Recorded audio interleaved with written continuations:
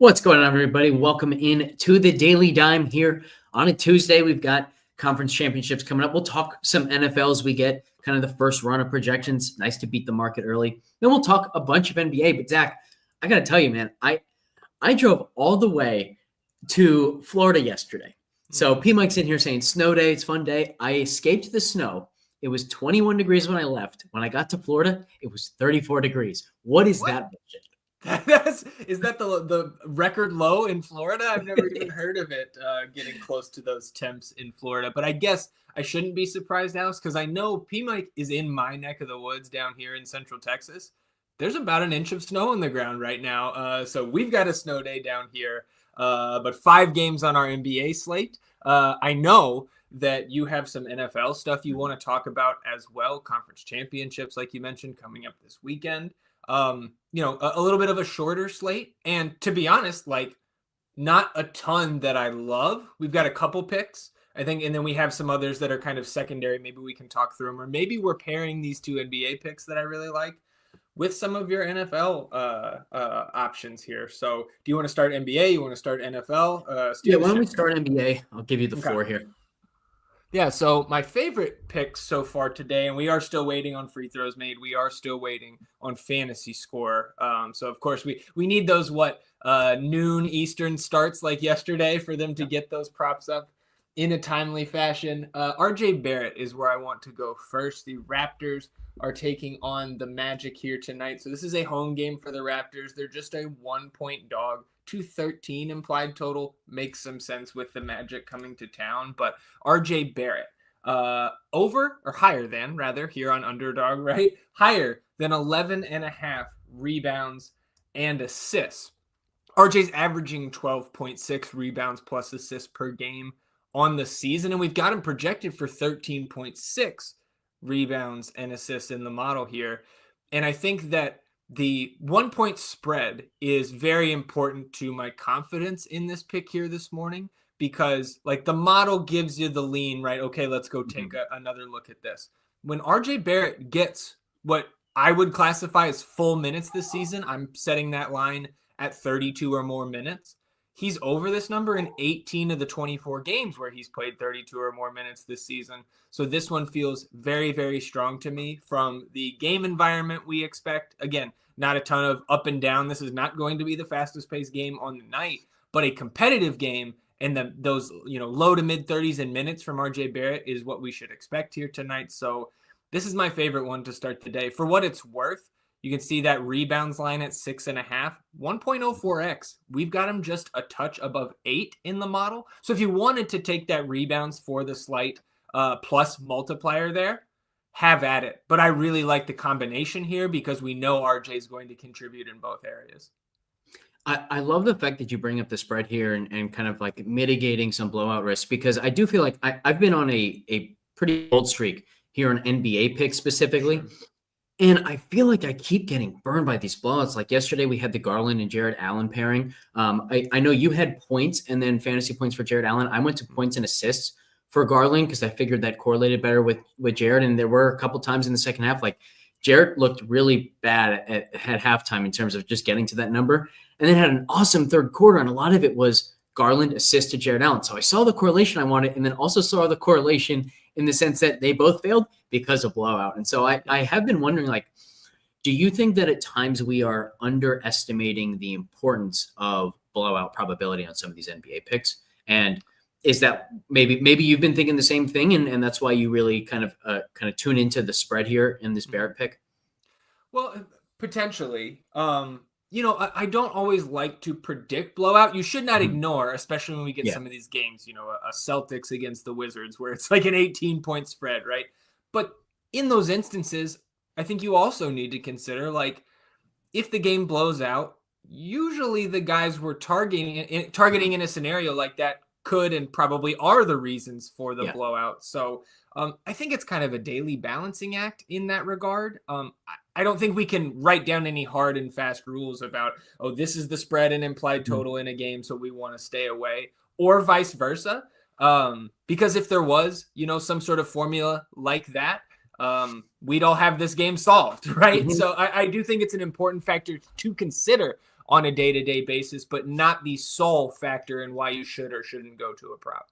100%. I also think like maybe the best answer of all is that it's not so much about avoiding picks that you like because you're worried about blowout, but maybe even finding picks that you like that would benefit from blowout. So like specifically, if you like under on a player who, their team is 9-point underdogs on the night, something like that. Now you have like, okay, this guy could go under just because he goes under in the game, but if they get blown out, now it also makes that even more likely. So I think that might be a potential path where we don't avoid blowout, but we try to find those instances where blowout is possible and where that can actually help the pick instead of hurting the pick.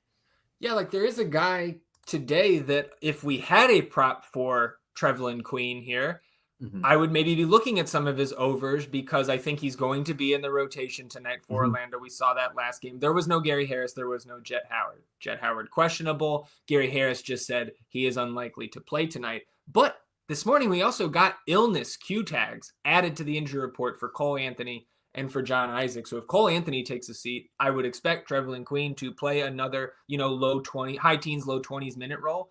And he would be a guy that if that game did go sideways one way or the other, Trevelyan Queen would likely be in that blowout unit. So again, we don't have those props. We don't have that news yet. But that's just something that I was thinking about earlier this morning about Queen. And I think we can consider him if the news breaks right in our DFS lineups tonight as well. But that's what came to mind when you brought that up. So I think that's a good point. Where do you want to go next? Let's go to, battle for New York here, right? We've got Knicks and Nets tonight. This one is across the bridge in Brooklyn.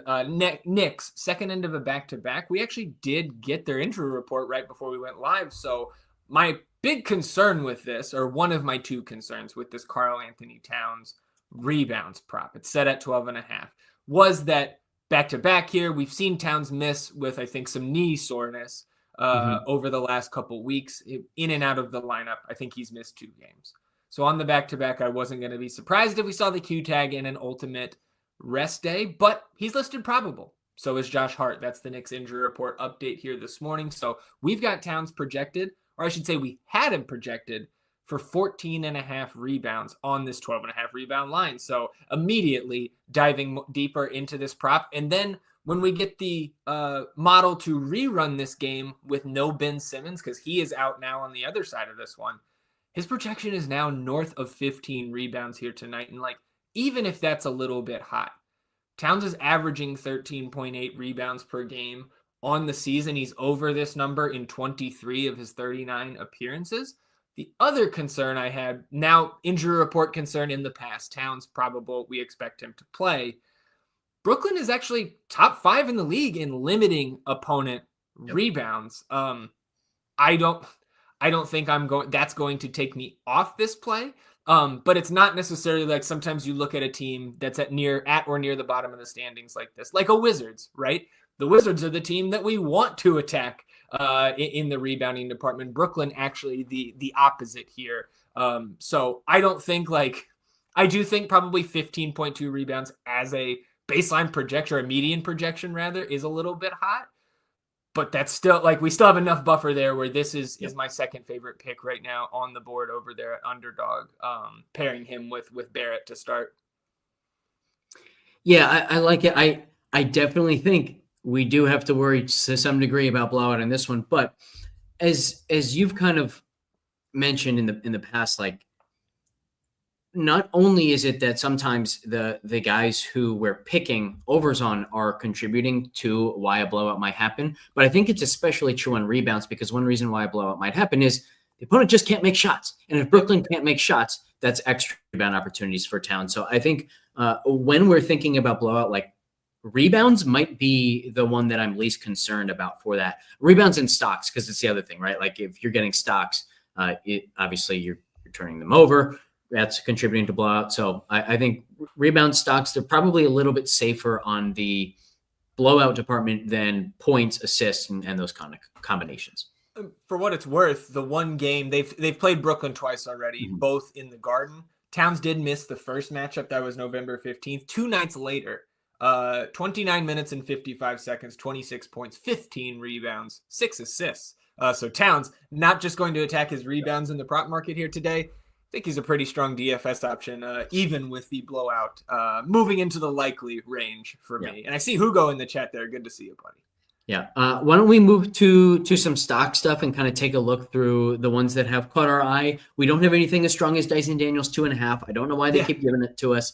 That's the other thing, like in this little bit of a cold streak that I've had on the NBA side. It's like some of our most reliables, the DeJounte Murray over 1.5 steals, the Dyson Daniels over 2.5 stocks. They've hit like every single time I've used them, except the one time I needed it for the 3 for 3 or 6 for 6. Yep. And that's when it failed. And then when I missed something else, they hit with these. So that has been a little bit of a bummer as well. But we keep going, and we know that those picks are so good. But unfortunately, today we don't have anything quite that good in my mind on the stock side. Anything that has caught your eye? On the stocks board, I think the one that is most intriguing to me is actually right there before you scroll past it. Jakob Poeltl, higher than 2.5 stocks. Again, maybe bringing into play a little bit of what we talked about with RJ Barrett, and this one projected to be a close competitive game throughout. We've also got Jakob Poeltl projected for 2.81 stocks here. So like just looking at the model, it's not a windmill slam, but Jakob Poeltl over this number in just over half of his 37 appearances, over in 19 of 37. So I think with the multiplier out of these stocks picks that are here, and we don't have a ton, just 5 games, and even for 5 games, we don't have a lot. That's probably the one I'm eyeing most. I have a trio of just steals picks that also intrigue me a little bit, but I know you've been looking at some matchup data as well. So maybe there's something that sticks out in that regard as we go through these. The 3 that I was looking at, and I actually had another Jokic pick that goes completely against what the model is projecting here this morning. This was totally a noggin model thing, thinking about when I was running through minutes this morning, that Jokic is posted at 9.5 assists. He averages over 10, I believe, this season per game, over in 20 of his 36 games on 9.5 assists. And I just don't know, like with no Joel Embiid, even if Drummond is out there and he should get the start, and like Adem Bona and Gerson Yabusele, like those guys aren't stopping Jokic. And you would think there's going to be some pretty immediate double teams coming from Nick Nurse. So like Jokic just picking them apart makes some sense to me, but the model hasn't projected for just 8.6 assists here. And like, this is a 12.5 point spread in the elevation out there in Denver. And we've got Q tags on Yabu and Paul George. And if those guys sit again, like I wouldn't be surprised to see that line go to like 14.5.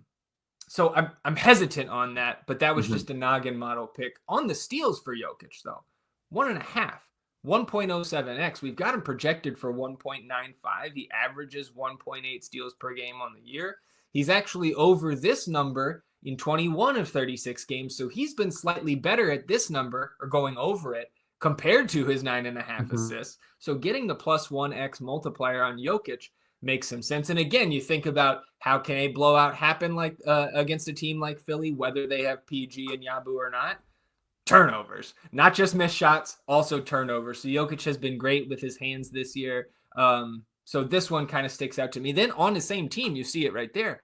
Jamal Murray, not as strong of a projection in the model, 1.7 here tonight and averaging exactly 1.5 on the season, but he's 1.34x. So those are 2 from the Nuggets that stuck out. And then I also think just from a projection standpoint, we could look at Josh Hart, 1.04x, over 1.5 steals, projected for 1 3/4. And then KCP over 1.5. We have him projected for 1.75, averaging 1.6 per game on the season. So 4 stocks picks there. Again, I don't love any of them, but if I was going to go to one, it might be Jokic with the 1.07x. It's interesting that Jokic actually leads our steals projections on the night. He's under 2. For some context, like we've been given DeJounte over 1.5 steals a bunch lately. Yeah. He's usually projected around 2.6, 2.7 steals, yep. 2.5. That's why that's an immediate higher than for us. Yeah, exactly. Right. And, you know, Dyson Daniels has been projected at like 4.2 to 4.4 stocks. And we've been getting 2.5 stocks in some of the really difficult matchups for him. And we're basically just saying, yeah, he's matchup agnostic here with his stocks. On the Denver side, I actually do think there is some very interesting matchup data here where Mm. Philly is a very difficult steals matchup for every position, negative 25% or worse, except for point guards where they're plus 11%. So I think this Jamal Murray over 1.5 steals at 1.34x is probably the one that catches my eye the most. And I think it's a play. I think that's at 1.7, we probably expect him to get more than 1.5, something like 45% of the time. And that projection doesn't account for that like really specific matchup data. It's just looking at the overall, like what is the pace of this game? How many turnovers do we expect? When there are turnovers, how does Denver typically, how do we like quote unquote assign those steals to somebody on Denver in a random way? So I think if anything, our model's probably under projecting the steals for Jamal Murray by a little bit because it doesn't know that matchup data. And even at our projection from I think 1.34x is strong. So that's probably going to be my favorite stocks pick of the day. That makes some sense to me. In the 31 games where Jamal Murray has played 31 or more minutes this season, he's over in 16 of those 31. You mentioned the projection and the multiplier. I think that does put it over the top for me as my favorite of those four. So we do have some suggestions here in the chat. Hugo's saying Jalen Wilson points and assists on underdog. We've got Jalen Wilson projected right now. Let's see, 26 minutes, right around 11 points and assists. So that's not super strong. I don't know what that. I can pull up Jalen Wilson here. Points and assists at 10.5. So there's not a strong lean there in the projections. Simmons out definitely doesn't hurt. Yeah. Jalen Wilson. These projections are run for no Simmons.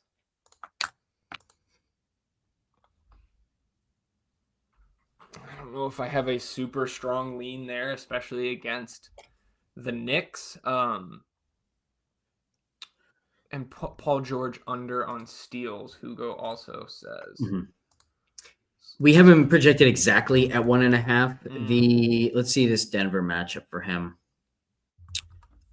Denver has been a fairly good matchup for steals for wings. So I definitely think, when you have someone projected at 1.5 in steals based on just like how the distribution works, you definitely lean under on this. So I would say this is probably like a 55% under, which is good enough. It's good enough to put in a 3-pick play. It's definitely good enough to put in a 6-pick play, just based on that number. Now, personally, like I like to find something that I think is 60%, but I have no issue with this Paul George under. And then P-Buck also asking about the under on Jimmy buckets. I don't know. Do you have a specific under that you want? I don't know if it was for steals. I think we saw him on Jimmy. Yeah. Was it steals or stocks that they had? Yeah. Steals. Oh, but this is 0.86x. Let's see. Was there a stocks pick for him? No. Yeah. And a lot of these multipliers on Jimmy's lower than picks are sub 1. We haven't projected for only 0.8 steals, so I do think the 0.86 should be lower. We haven't really been in the business of saying like, hey, this should be 0.7, so let's take it at 0.86. I think part of that is like it's much easier, at least for me conceptually, to identify something that is 60% instead of 50% than something that's 40% instead of 30%. Like I just think the human brain is much more intuitive around that 50% number, which is why I don't typically do that. But we haven't projected at 0.8. So I think this is definitely strong, where I think what I would do is like, because we have this 1.34x, I'm definitely more inclined to pick a 0.86x. The only other thing I'll say here is Portland is a very good steals matchup. So I do have some hesitation there, but I'm curious your thoughts on that. Yeah, I don't think I love it. I do agree with you, though, that the 0.86 should probably be lower. It's just such a volatile situation. Like, we've seen Jimmy get benched, like, right before the suspension, right? He got benched mid-game by Eric Spoelstra, which is not something that is, like, commonplace there. So, like, just the fact that this situation is such a I don't know. It just feels like it could be explosive again at any moment, even mid game. Like Jimmy is not somebody, and by extension, the Heat as well. Like I do have some interest in their front court today. We can talk about that when we look at the DFS ownership and GPP scores. But I think I'm probably just in the prop market staying away from Jimmy because of how much more unpredictable he is right now compared to our average player. I think a really good way to kind of see that is the fact that he's like well under his stocks average of years past. Like he was at 1.3 steals per game last year. And clearly that is to some degree like a level of disinterest. Mm-hmm. But he's Jimmy Butler. Like he might decide to play really hard for a few nights just to prove a point. Who the hell knows what's going on through his head? So yeah, it's I think what I would say is mathematically it looks really good. It just feels like one where maybe we shouldn't be relying purely on the math of the play. Anything else you want to mention on the NBA side before we jump to some NFL stuff? I saw Hugo saying, what about, and he made a little Whataburger reference there. What about Russ under on points and assists? He comes in right around 20.5 in the model. And again, I could see him soaring over that against Philly. Mm-hmm. I could see him losing a ton of time and coming in way under that number. And almost all of those numbers, right? Mm-hmm. And like, it's also another volatile minute situation where like Aaron Gordon, you would assume at some point gets ramped up beyond this like 22-ish minutes we've been seeing. And you would assume at some point too, he probably gets back into the starting group. We've seen Christian Brown lose minutes at times. We've seen Michael Porter Jr. lose minutes at times.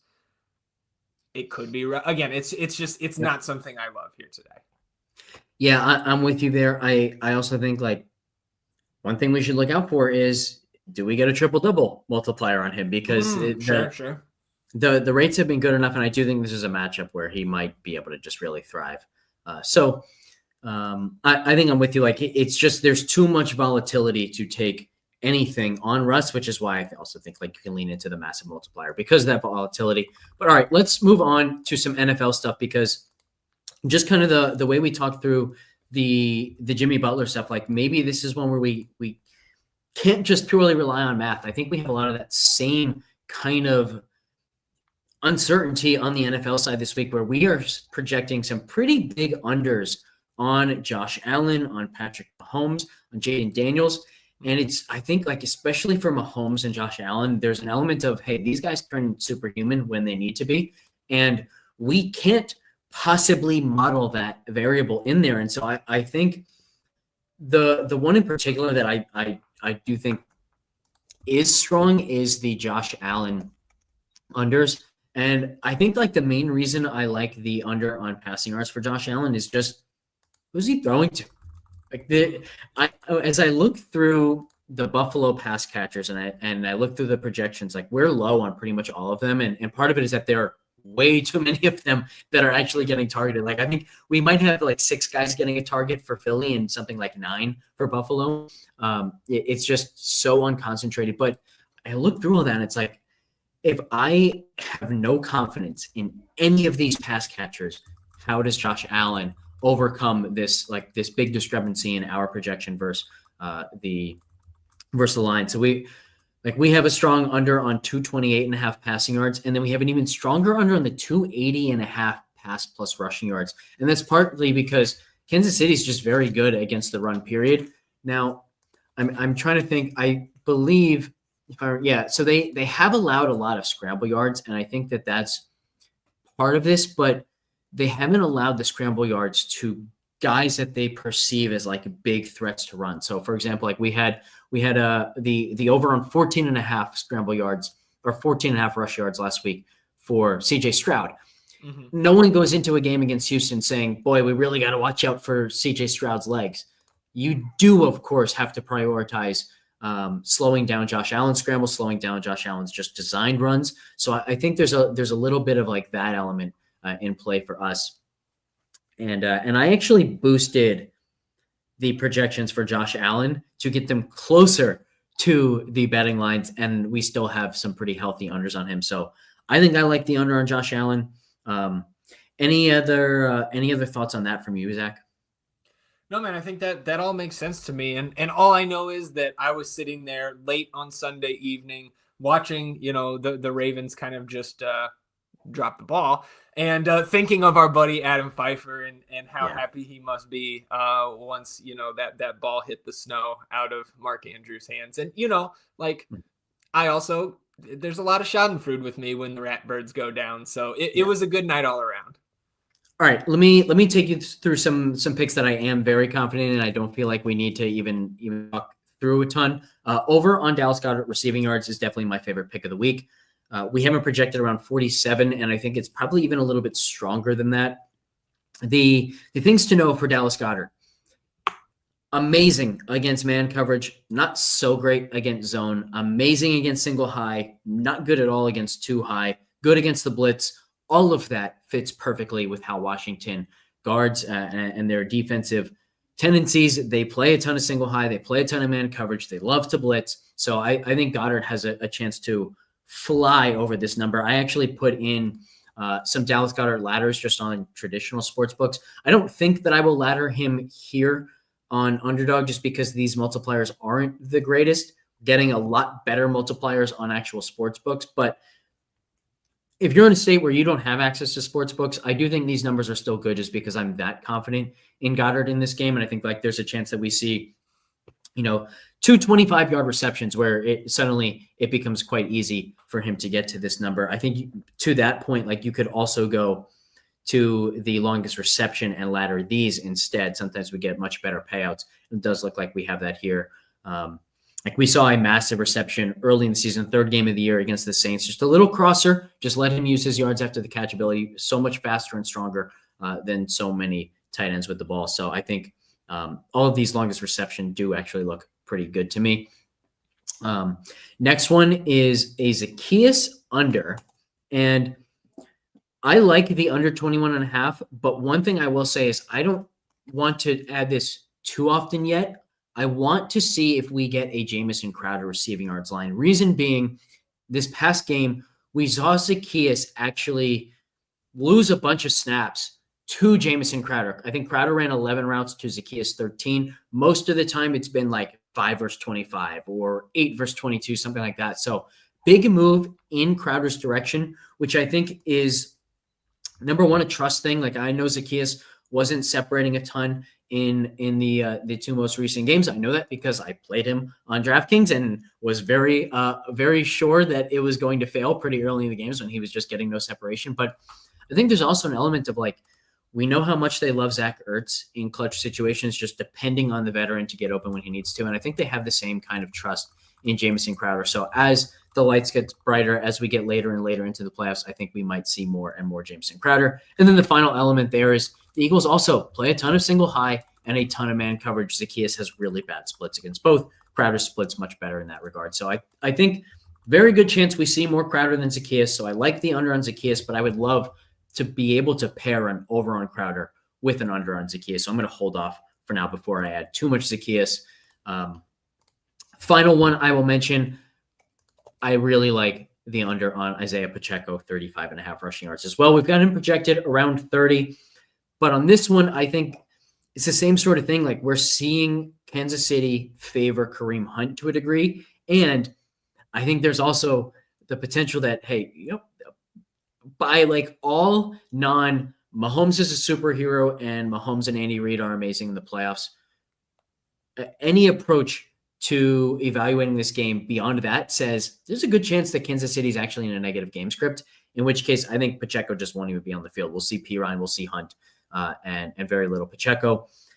And I actually had liked what I've seen from Buffalo's run defense. They've been really bad against the run all season, but they were quite good against Denver, and then they were surprisingly good against Baltimore last week. So I think Pacheco, it probably should be more 25.5 instead of 35.5, maybe 30, but definitely the under there. The reason why they don't have him that low is because if they had him that low, the alt overs would look good, and they want to protect themselves there. But I feel better about these than any of the NBA picks today, I think. Okay. Well, and I know that Goddard number, you were talking about how that's a home run, 48 hours ago, it feels like. And that did that open at 33.5, I believe, or maybe even 32? I know it's come up over the last couple of days. And Hugo was saying on the Jamison Crowder thing, is that simply a matchup thing for last weekend, or is snaps from last week truly a trend? I think they're a trend because the matchup last week, like on paper, was actually fairly good for Zacchaeus. This one is definitely worse for Zacchaeus. So I think it was more a reaction to just seeing like, hey, Zacchaeus has been someone who was effective for them. He was getting open when they needed to, and I just feel like he wasn't really doing that anymore. There's also an element of Diami Brown kind of taking this big step forward. Like one of the ways that Zacchaeus was getting targets were these quick pass, screen pass type stuff. Just get the ball in his hands, let him do his thing with a couple blockers. But in the last couple of games, Diami Brown has been getting those targets. It's either been Brown or McLaurin, not Zacchaeus, getting those targets. And if he's not on the field to get those targets, what's he on the field for? And I think, like I said, I think it's more about they want the guy that they feel like they can depend to get open when he absolutely needs to and just make that clutch 8-yard reception, and that's Crowder, not Zacchaeus. So I do think it's more of a trend. Maybe you can't say it's a trend yet. I think we will see in the coming weeks that it is an actual trend. But also, I wanted to highlight this one, like shocking. Alex likes an over on a Philly line. I should have also mentioned one of the other reasons why I like Goddard is because I do have some concerns with A.J. Brown's health. There's definitely a chance that he wasn't separating. Like I'm not a film guy, but I follow some Eagles film guys because I'm an Eagles fan. Right. And they were saying throughout the game that A.J. Brown was the primary target. Like he was the first read on a lot of the passing plays for Philly. And one of the reasons why the passing game didn't look good was because A.J. Brown was struggling to separate. And whether that was just a footing issue in the snow or it was because he's dealing with some kind of lower extremity injury that we just don't know about, I think there's definitely a chance that 2 play calls that would have been first read for A.J. Brown go to Dallas Goedert instead. Goddard has been awesome. And I think with this matchup, the Eagles will see that. I think he gets this number easily, even if he doesn't get that. And if he does get 2-3 extra plays where he's the first read, he should go flying over this number. So definitely like it. Makes sense to me. Anything else on the NFL side? We actually just got fantasy score props. I'm not sure there's anything that's really jumping off the page to me right now. Towns at 45.75 fantasy points. I think I'd just rather take the rebounds there. We do have a strong lean towards a higher than on that fantasy score prop. They're baking in the Jimmy Butler volatility there at 31.25 fantasy score. In normal times, that would be the best play on the board by a mile, but we've got him projected right around there. Tyler Hero at 35.5 is not terrible. Denny is a little bit low, but like Jeremy Grant is back, so like probably not attacking that. Jokic, if Philly had their guys at 59.25, yeah, of course. Austin Reeves at 36. Slight lean towards the higher than selection there.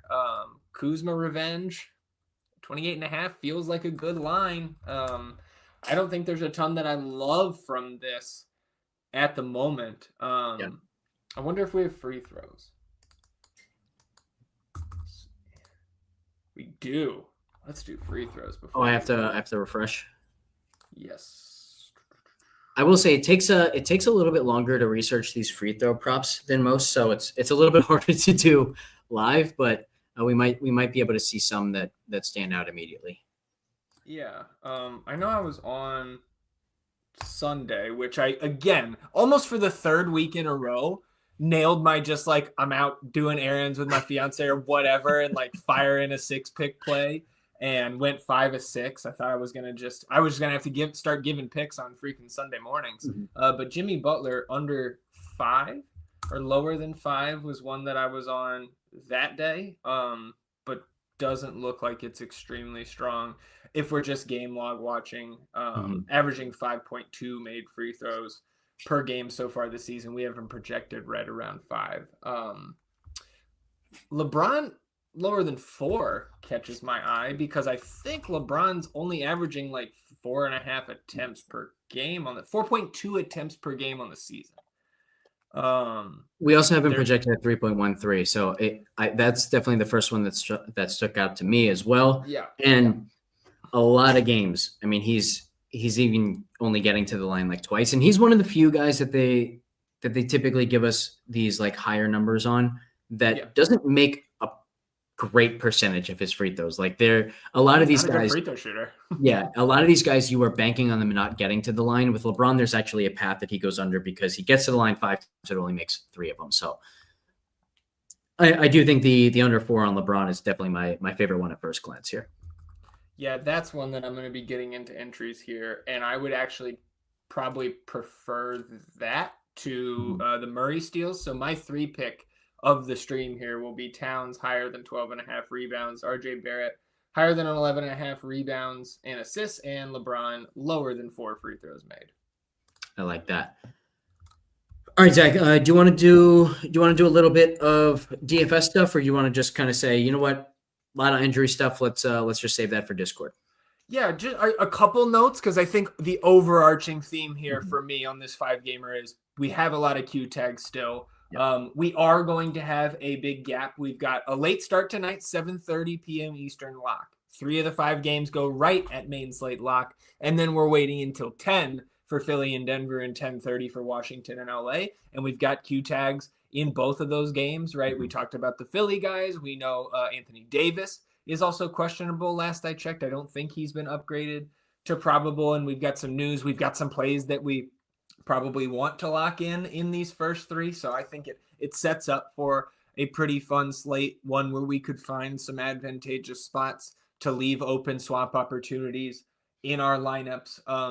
Just a few notes that I had. I think both, really all 3 of Pirtle, Scotty Barnes, RJ Barrett for Toronto look like fine spends, which again, like up against Orlando, didn't think I would be getting to any of those guys, but I think they all look very strong. I prefer Barnes to Barrett on DraftKings. He's more expensive, but for me, higher ceiling, and he's guard forward eligible, which helps on a night like this. On the other side of that game, the Magic are chalk. They could get even chalkier if we miss Isaac and or Cole Anthony here tonight. Jet Howard also still questionable, I believe. So that whole game, even with the lowest implied total on the slate, looks pretty good from a fantasy perspective. The Knicks starters, of course, assuming all of those guys go. And then Miami hosting Portland against San Antonio in their beatdown of the Spurs the other day. Spurs stock down coming on the fast break later this week, Alex. But what Spo did to start the second half, Khalil Ware started next to Bam Adebayo. And if Khalil Ware is going to be in a starting role here tonight with power forward eligibility on DraftKings, if he starts, he is a lock 100% play for me in my 20 max contest. He is that good of a fantasy producer. And if he is going to get into a starting role and hold this down, whoo boy, do my best ball teams love that. Love to hear that. The only other thing I'll add, I agree with all that, is that this definitely strikes me, as you mentioned, because we have such a large gap between the early games and the late games. Yeah. I definitely think it's a slate where you need late swap to be a part of your process. And if you find that really difficult when you do, let's say, 20 entries or 150 entries, maybe this is a good slate for you to try just single entry, 3 entry, because if you're not adjusting to news, not just adjusting to news as it comes out, but if you don't have a game plan ahead of time, like, all right, if news breaks this way, I'm going to do this. If news breaks this way, I'll do that. If it breaks this way, I'll do that. I think you're going to be behind a lot of people on this slate. But on the other hand, if you're doing that, now you have this big edge. So I think that's the most important part of this slate. Yeah, I think we want the flexibility to get to these Philly guys if they're super shorthanded again. Anthony Davis is still questionable with that 13.5 point line in favor of the Lakers here against the Wizards. I do lean that he plays because Lakers without Anthony Davis are just flat out not a good team. And the Wizards are trash, but like, still, I think that line would be a little bit lower if we were leaning that he was out here tonight. But if he did sit, Jackson Hayes played 30-plus minutes last time, and he's not the best fantasy asset in the world, far from it, but 3,400. I would want some shares. in that instance. And of course, LeBron at 9,800 on DraftKings with no Anthony Davis would probably become the best spend up on this slate. Agreed. All right, guys. Appreciate everybody tuning in. We will be back tomorrow, same time. And I will say, as the NFL season winds down, be on the lookout. We might have some exciting announcements about this show and potentially getting some extra guests to join us from time to time. Catch you.